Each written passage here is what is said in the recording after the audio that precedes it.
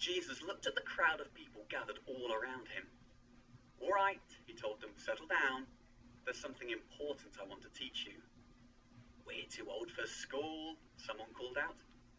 Jesus smiled. "Are you too old for a story?" he asked them. The people looked at each other and shrugged. Then they sat down, and when they were completely silent, Jesus took a breath and began to speak. "I hate you, Dad. You're always telling me what to do. You think you know what's best for me, but you don't. I wish you were dead." Josh's dad looked at him for a few moments, and then he turned around and went into the house. He came back a few minutes later and gave Josh a large cloth bag. "I can't make you love me, son," he said sadly. Then he went inside again, leaving the front door wide open. Josh looked at the bag in his hands. It was bulging and heavy. He put it down on the ground and opened it. It was full of silver coins. He counted them. It was 1/3 of his father's fortune, the amount of money that he was supposed to get when his father was dead. Josh tied up the money bag. Then he went to his room, packed his belongings, left the house, and stomped through the fields until he came to the edge of his father's land. Then he stopped and looked back. The front door was still open, and Josh thought he caught a glimpse of his father standing by a window. Josh spat on the ground, turned his back on the house and walked away. "Never coming back," he told himself. "Never." The city was amazing. Everything that Josh had dreamed of and more. He couldn't understand why his father didn't want him to come here. It was a wonderful place. You could do anything here. Josh found the finest hotel in town and took the biggest room that they had. It wasn't cheap, but the money was his now, and he didn't have to do what his father said anymore. He didn't have to be sensible. After that, life got a bit crazy. Girls, gambling, fine foods, fast horses, the best of everything. Josh had never been so popular. Everybody wanted to be friends with the man they called the Prince of Partying. But soon the money bag stopped bulging, and it got lighter and lighter, until one day Josh reached inside and found that it was empty. He'd spent every penny that his father had given him, and now he had nothing left, and nothing to show for it. The next day, the owner of the hotel asked Josh to pay his bill for that week, and when he found out that Josh had no money, he threw him out onto the street. Josh wandered through the city, going from one friend to the next, asking them for help, but no one gave him anything. They didn't want to be friends with a beggar. Josh realized that he had no choice. He was going to have to get a job. He knew about farming. That was the family business. But this year there hadn't been enough rain, and the crops in the fields hadn't grown properly. So the farmers near the city had no work to offer him, except for one. But he didn't grow crops. He kept pigs.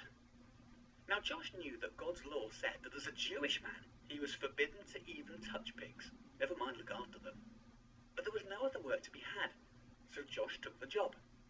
And what an awful job it was, sweeping all the mess that the pigs had made into a pile, and then shoveling it into a barrow and wheeling it away. It stank. Feeding the pigs all the scraps and leftovers that weren't good enough for people to eat. It made Josh feel sick. But he couldn't be sick, because his belly was empty. Food was expensive now that there wasn't much of it around, and Josh didn't earn enough money looking after the pigs to eat properly. He was so hungry that he started to think about eating the pig food. And once he started thinking about it, he just couldn't stop. Until one day, he picked up a handful of the food. It was full of smelly meat, and rotting vegetables, and thick brown jelly that dribbled between his fingers. He opened his mouth, held his nose, and counted to 3. 1, 2, 2.5, 2 3/4. Bleh! What am I doing? Josh asked himself as he hurled the pig food across the sty. In my father's house there's food to spare. Even his servants have more than enough. I'll go home. I'll tell my father I'm sorry. I'll tell him I don't deserve to be his son. I'll be his servant instead. Josh climbed out of the pigsty, brushed the dirt from his clothes, and without stopping to look back, he walked away from the city and headed for home. Back at the farm, Josh's father was standing by the window, looking across the fields. He'd stood there every evening since Josh had left, hoping to see his son coming home. He hadn't chased after him when he'd gone. There was no point. He'd just left the front door open so that Josh could come back any time he wanted. As he watched, Josh's father saw a man in the distance, heading towards the farm. He kept watching for a few minutes as the man got closer, and then suddenly, with a whoop of delight, he dashed from the room. The old man leapt through the doorway of his house. As he landed on the ground, he hitched up his robe so that he wouldn't trip over it, and then he ran. Josh stopped and stared. Someone had burst out of the farmhouse and was tearing through the fields. He looked like his dad. But what was he running away from?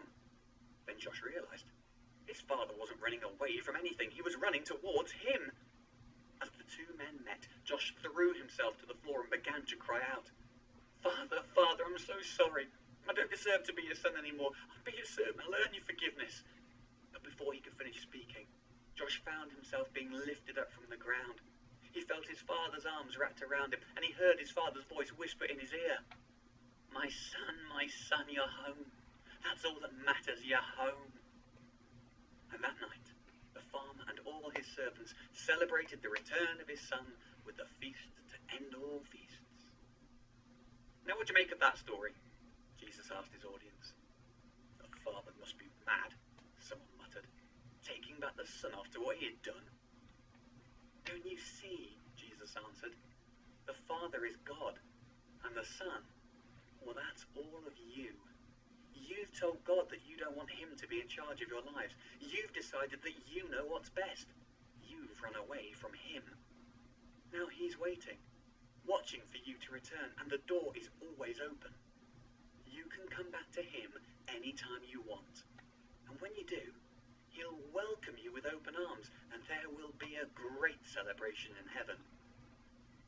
And with that, Jesus left them to think about what he'd said. And I'll leave you to think about it too.